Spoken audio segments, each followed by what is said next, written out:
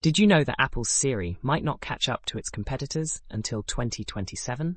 Stay tuned to find out why this delay could be a game changer for the tech giant. Welcome to the Apple Daily News. This podcast is created by Generative AI. Today is March 3rd, 2025, and we're diving into Apple's latest challenges, from AI struggles to hardware innovations. Let's kick things off with Apple's ongoing struggle to modernize Siri.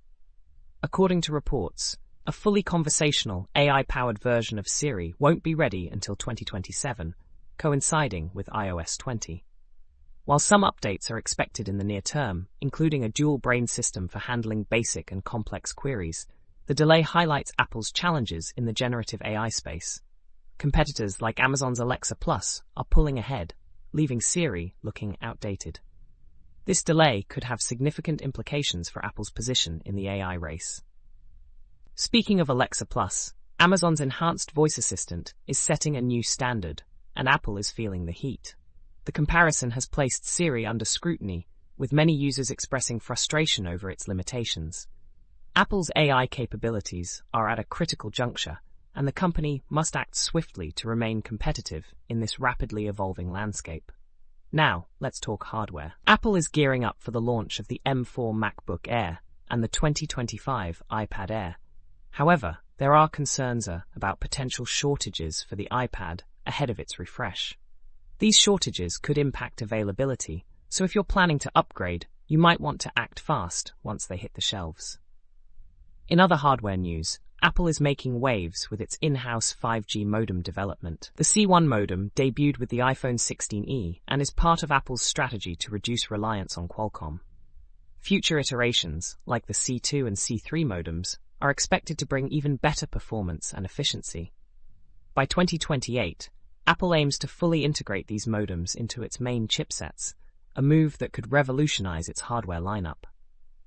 Speaking of the iPhone 16e, this $599 model is Apple's most affordable option, replacing the iPhone SE 2022. It boasts a 6.1-inch OLED display, an A18 chip, and a 48-megapixel rear camera, making it a solid choice for budget-conscious users. However, it lacks features like MagSafe and the dynamic island interface found in pricier models. While it's a great entry point into the Apple ecosystem, those who can stretch their budget might find better value in the standard iPhone 16. Shifting gears to software, Apple is facing criticism over persistent issues with the iPad Air 11-inch M2. Users have reported lag, overheating, and inconsistent Apple Pencil performance, even after multiple software updates. These problems highlight a growing concern about Apple's software quality, with some users questioning whether the premium price tag is still justified. Apple needs to address these issues to restore confidence in its ecosystem. Another software hiccup involves iMessage and its handling of AVIF image files. Despite introducing AVIF support in Safari with iOS 16, iMessage still struggles to render these images correctly. Users are frustrated by the inability to view AVIF images properly, and many are calling on Apple to fix this bug in future updates. As AVIF gains popularity, resolving this issue will be crucial for maintaining a seamless user experience. On the business front, Apple is making some bold moves. The company has exited the budget smartphone market with the iPhone 16e, signaling a shift in its product strategy.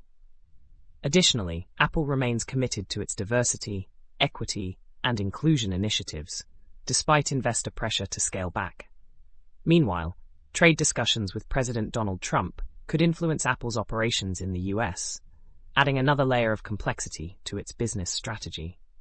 That's all for today's episode of the Apple Daily News.